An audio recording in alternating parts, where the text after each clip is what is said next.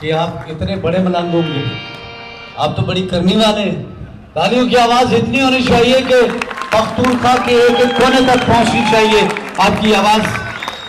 और शाहिद मलंग, आप जितना माशाल्लाह अच्छे आर्टिस्ट हैं और जितनी आपने